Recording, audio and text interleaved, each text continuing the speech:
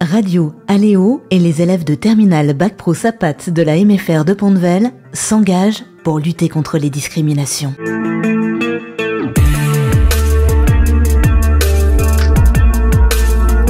Selon l'INSERM, 700 000 personnes seraient autistes en France. 100 000 auraient moins de 20 ans. Généralement, le diagnostic est effectué entre 3 et 5 ans.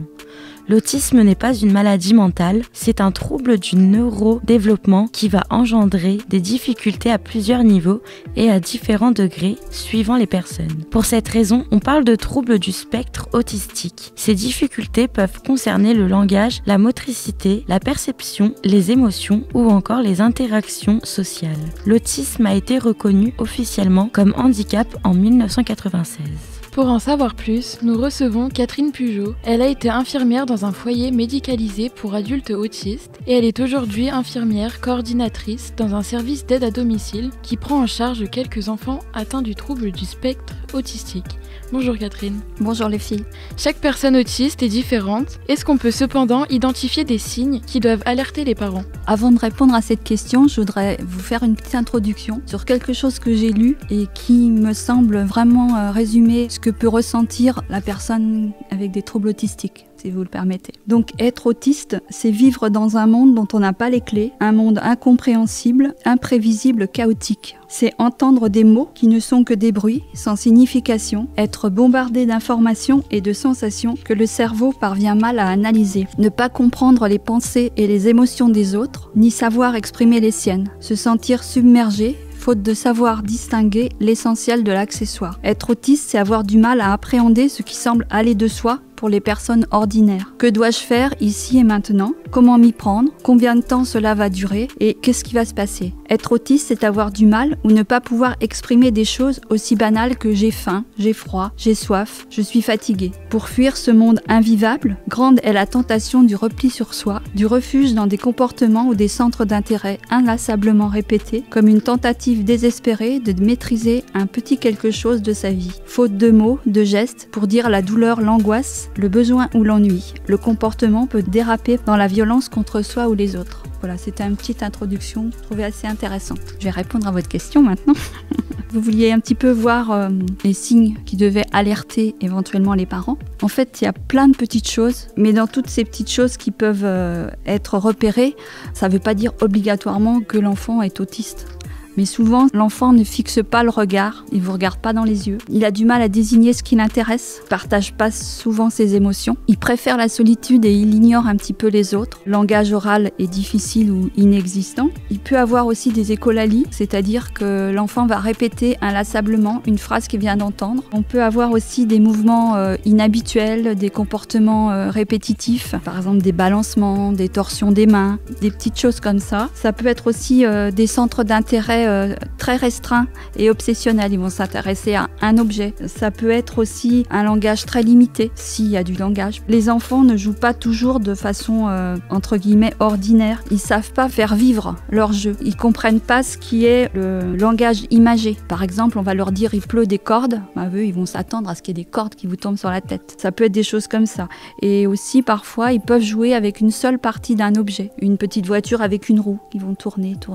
Ça, c'est toutes des choses qui peuvent les rassurer ou leur faire du bien. Et puis après, il peut avoir aussi des gestes agressifs. C'est pas de l'agressivité, dû à une montée d'angoisse ou d'anxiété, aussi bien envers les autres qu'envers eux. Mais bon, il faut être prudent. C'est pas parce qu'on va avoir un de ces signes que l'enfant sera autiste. Donc, l'important, c'est de consulter très tôt. Et puis, il y a aussi parfois des troubles associés. Ça peut être des retards mentaux. C'est vrai qu'un tiers des personnes avec des spectres autistiques ont des retards mentaux, mais c'est pas obligatoire du tout. Certains peuvent avoir aussi des crises d'épilepsie, des TOC, peuvent être hyperactifs, ils peuvent être au contraire avec une intelligence très développée ou une mémoire très développée du type Asperger. On peut avoir aussi des troubles alimentaires, des troubles du sommeil. Enfin, il y a plein de petites choses. Il ne faut pas s'arrêter là. C'est vraiment tout un ensemble qui fera que un jour le diagnostic sera révélé, mais pas avant 5 ans. On sait qu'il y a différentes formes d'autisme. Est-ce que vous pouvez nous décrire en quelques mots ce trouble du neurodéveloppement et ses conséquences pour la vie quotidienne ?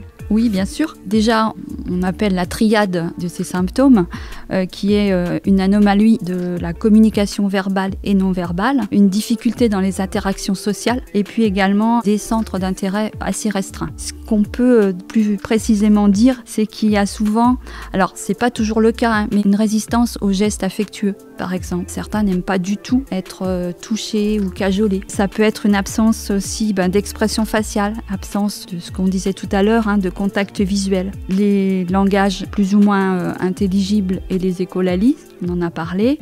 Les manques de compréhension, ça peut être des comportements répétitifs. Enfin, je redis vraiment un petit peu ce qu'on a déjà dit avant, mais des rituels aussi. C'est important qu'il y ait parfois des rituels pour qu'ils puissent se retrouver dans ce qu'il y a à faire, de qu'est-ce qui va se passer, combien de temps je vais attendre. Enfin, il y a plein de choses comme ça. Et on a également, ça arrive, hein, des automutilations involontaires.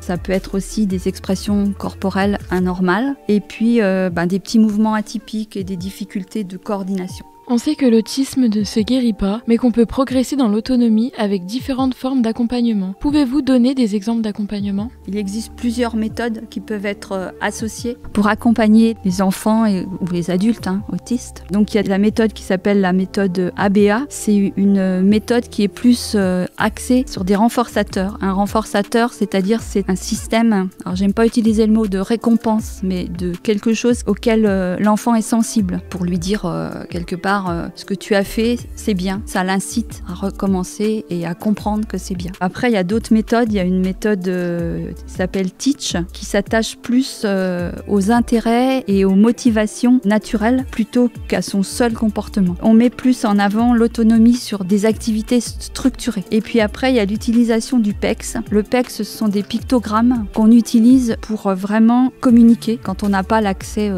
verbal, qui peuvent montrer je veux manger, j'ai faim, voilà, c'est toutes des choses comme ça. Mais souvent, on associe un petit peu de chaque. Il n'y a pas utilisation, enfin rarement, moi je pense qu'on a vu l'utilisation d'une seule méthode parce que on mélange un petit peu tout ça pour arriver à faire avancer. Et puis chaque progrès, même s'il est minuscule, c'est une victoire. On a vu que plus l'accompagnement se fait tôt, mieux c'est. À partir de quel âge est-ce préconisé ? Alors déjà on sait, on l'a déjà dit là, que l'apparition des premiers signes c'est en moyenne entre 18 et 36 mois. Même si auparavant on peut être alerté par certaines petites choses. Les diagnostics en général sont posés qu'entre 3 et 5 ans par des spécialistes. Je répète vraiment, repérer ces signes c'est pas obligatoirement faire un diagnostic, c'est toute une évolution pour arriver vraiment au diagnostic. En cas de doute, c'est vrai que c'est jamais trop tôt pour agir et pour aller consulter, même pour aller se renseigner, parce qu'après on peut avancer plus facilement. Ce qui peut être utilisé pour faire une comparaison, mais alors tous les enfants sont complètement différents, ils évoluent complètement différemment, mais c'est de se référer au carnet de santé par exemple pour voir l'évolution classique d'un enfant et voir si notre enfant est un petit peu différent sur certains points. Sachant que ça, ça reste quelque chose en plus, mais c'est pas quelque chose de fondamental. Les personnes autistes ont une perception du monde qui peut être très différente de la nôtre. Pourquoi leur est-il parfois difficile de décoder nos émotions ? Alors il est vrai que c'est difficile parce qu'ils ont plein d'informations qui leur arrivent. Ils ne peuvent pas se focaliser par exemple sur la totalité de votre visage. Ils vont peut-être se focaliser sur un œil ou sur la bouche. Et ça ne va pas retransmettre l'émotion que vous allez vouloir transmettre. C'est compliqué pour ça. Et ils prennent un peu plus de temps pour analyser du coup parce qu'ils vont analyser un petit peu l'œil, un petit peu le nez, un petit peu la bouche. Ça sera compliqué. On dit que vers 5-7 ans, l'enfant arrive à décoder la joie et la tristesse et que c'est plus tard que les émotions comme la peur, la colère va arriver. Et puis au fil du temps, il y aura des progrès comme ça qui vont se faire et pourront décoder encore plus d'émotions. Mais c'est vrai que pour eux, c'est terrible de ne pas comprendre ce que vous voulez faire passer, quoi. 60 à 70% des enfants autistes ne seraient pas scolarisés. Quel était le degré d'autonomie des adultes qui étaient dans le foyer médicalisé où vous avez travaillé ? Alors, dans le foyer où je travaillais, les adultes étaient relativement dépendants. Alors ils étaient assez autonomes dans leurs mouvements, c'est-à-dire qu'ils se déplaçaient seuls, parce que déjà dans ce foyer il y avait des escaliers, donc voilà. Mais par contre, ils avaient besoin beaucoup d'aide extérieure. Beaucoup avaient des troubles associés, donc soit des retards mentaux, soit de l'épilepsie, et puis d'autres pathologies parfois psychiatriques qui étaient liées. Certains avaient besoin d'aide complète pour les soins d'hygiène, d'autres c'était seulement un accompagnement, d'autres c'était vraiment les guider. Le but c'était de les amener vers l'autonomie, donc c'était pas faire à leur place, comme foyer. Au maximum, on essaye de faire en sorte que la personne puisse faire le maximum. Tant qu'il y a de l'autonomie, on la garde. Si on peut la faire progresser, c'est encore mieux. Au niveau des repas aussi, c'était parfois assez compliqué. Certains pouvaient déjeuner comme vous et moi, mais d'autres avaient besoin d'un cadre. Par exemple, certains avaient besoin d'être soit derrière un paravent pour pas être dérangés par la lumière, par des personnes qui passaient. D'autres avaient besoin d'avoir, par exemple, un plateau où tout était absolument bien mis à sa place, voilà, de façon à ce qu'ils puissent s'y retrouver aussi. Et ils avaient souvent besoin de rituels précis. On les incitait à débarrasser, par exemple, leur plateau. Ils avaient un ordre de passage pour aller poser leurs affaires. C'était tout un rituel et ça leur permettait effectivement aussi de prendre de l'autonomie parce qu'en arrivant, souvent, ils ne savaient pas ce que c'était, quoi. Certaines personnes autistes n'ont aucun retard mental, ils sont même très intelligentes. Est-ce qu'il y en avait dans votre foyer ? Non, moi j'avais surtout des adultes avec quasiment tous des pathologies associées. Par contre, je vous invite à aller voir sur internet un philosophe qui s'appelle Joseph Chovanec, qui est un philosophe qui est autiste, maître de conférences, qui témoigne et qui milite pour la dignité des personnes autistes. Vous pouvez aller voir ses conférences, il peut expliquer aussi qu'avant de faire la conférence, par exemple, il a besoin de s'isoler pour faire ses gestes répétitifs, pour faire des tas de choses. Allez voir, allez lire des bouquins, c'est super intéressant. Vous étiez infirmière dans ce foyer. Quel était votre rôle au quotidien ? Il était très complet. C'est l'accompagnement dans les gestes de la vie quotidienne des résidents et des intervenants, tout en sachant qu'il y avait quand même des éducateurs, des auxiliaires de vie, des aides-soignantes. Mon travail, moi, c'était plus le côté médical, la surveillance de l'état de santé des résidents en lien avec le médecin coordinateur et le médecin traitant. Une grosse partie de mon travail, c'était d'intervenir dans les différents services. Il y avait 6 services dans les situations de crise, c'est-à-dire quand il y avait des comportements difficiles ou des agitations. Le personnel sur place n'arrivait pas trop à gérer la chose, donc on intervenait pour tenter de trouver la cause de l'attitude, parce qu'il y a toujours quelque chose de déclencheur. Quelquefois on ne savait pas, on ne trouvait pas. Mais l'important c'était d'essayer de ramener le calme par la bienveillance, isoler la personne, faire en sorte que les autres soient isolés, puisque c'est vrai que quand il y a un groupe, c'est toujours communicatif et c'est compliqué. Et c'est vrai qu'il y avait des crises quand même qui étaient assez lourdes à gérer. Et puis malheureusement parfois, quand il n'y avait pas de possibilité d'agir sans traitement médicamenteux, il y avait des traitements médicamenteux qui étaient prescrits par le médecin qui étaient à donner. Bon, il y avait tout ce qui était soins infirmiers, les pansements, les prises de sang, les médicaments, enfin tout ça, quoi. On sait que les interactions sont souvent difficiles pour les personnes atteintes du trouble du spectre autistique. Est-ce que vos résidents arrivaient à garder un lien étroit avec leur famille ? Alors certains, oui, c'était un foyer interne, en internat, donc ils étaient obligatoirement la semaine au foyer. Certains rentraient dans les familles chaque semaine. Pour d'autres, c'était plus compliqué, pas toujours par choix. D'une part, la population du foyer était quand même vieillissante, donc ce qui veut dire que les parents automatiquement étaient aussi âgés. Donc parfois, les parents âgés ne pouvaient pas prendre en charge durant un week-end leurs enfants. Alors soit ils les prenaient un après-midi quand c'était possible, parce qu'après il faut gérer le risque de crise, le risque de plein de choses, quoi. Donc ça c'est parfois compliqué. L'éloignement du domicile parfois. J'avais une jeune fille, ses parents habitaient en Bretagne, parce qu'il y a très peu de foyers médicalisés pour adultes autistes. Il y a aussi le niveau des troubles. Si les troubles étaient trop importants, c'était trop compliqué pour certains. Et puis aussi, alors ça c'est pas un jugement, mais parfois c'était difficile pour la famille ou les parents d'accepter cette situation. C'était pas très très proche. Mais bon, en général, ils étaient quand même assez entourés. Aujourd'hui, vous êtes infirmière coordinatrice dans un service d'aide à domicile. Quel est le rôle de vos auxiliaires de vie auprès des enfants atteints de troubles du spectre autistique ? Leur rôle est quand même assez complet. C'est l'accompagnement dans les gestes de la vie quotidienne, aussi bien l'hygiène, les repas. C'est aussi l'accompagnement d'activités, de passer du temps avec ces enfants, avec des pulls, de la peinture, des jeux éducatifs, leur permettre d'avoir un lien social. Donc ça peut être sortir avec eux, aller dans des endroits où alors certains ont du mal à être entourés d'autres, mais d'aller dans des endroits où petit à petit on les amène à côtoyer d'autres personnes. Parfois quand c'est les périodes de Noël, si ces enfants ne craignent pas trop la lumière, c'est les emmener dans les boutiques où il y a des décos.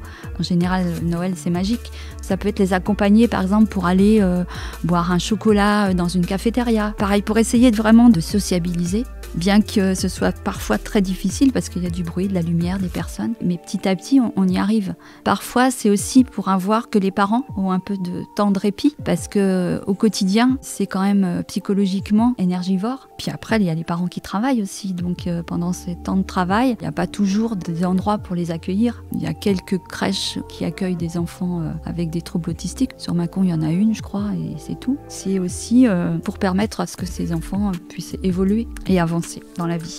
Est-ce que les auxiliaires de vie ont une formation spécifique pour intervenir auprès de ce public et avec qui il est-il parfois difficile d'interagir ?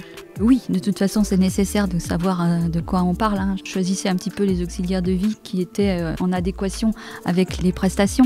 Soit elles avaient déjà travaillé auprès d'enfants ou de personnes avec des troubles autistiques. Si elles n'avaient pas, donc il y avait des formations initiales et il y avait toujours après cet accompagnement. J'allais avec elles pour essayer de leur enseigner ou de les guider. Quand elles étaient en difficulté, essayer de les aider. Ça, c'est important. Effectivement, après, il y avait toujours, de temps en temps, on faisait des formations internes sur des points précis. En tant que professionnel, quel moment vous a le plus marqué dans votre travail auprès des personnes atteintes de troubles du spectre autistique ? Sur les côtés positifs, c'était la capacité parfois qu'ils avaient à s'adapter à des situations auxquelles on ne pensait pas du tout que ça allait être possible, grâce justement à tout cet accompagnement. Et quelquefois, c'était juste le fait qu'il y ait une petite victoire, un petit progrès, c'était super, quoi. Par contre, ce qui était plus négatif, c'était toutes ces grosses crises à gérer, avec souvent de l'auto-agressivité ou des gestes agressifs sur l'entourage, suite à une phase d'angoisse, d'anxiété, d'où on n'a pas pu déterminer l'origine. C'est frustrant, quoi. C'est aussi l'inquiétude des familles face au vieillissement de ces adultes et de ce fait leur devenir, quoi, parce qu'ils ne sont pas toujours acceptés dans des EHPAD quand ils arrivent à l'âge. Et leur place dans un EHPAD, c'est compliqué parce qu'il n'y aura pas le même accompagnement. Voilà, on ne sait pas trop ce qui se passe. Merci beaucoup Catherine Pujot pour toutes ces précisions sur le trouble du spectre autistique. Si vous souhaitez réécouter cette interview, rendez-vous sur le site internet de Radio Aléo, radioaléo.fr. Merci à vous.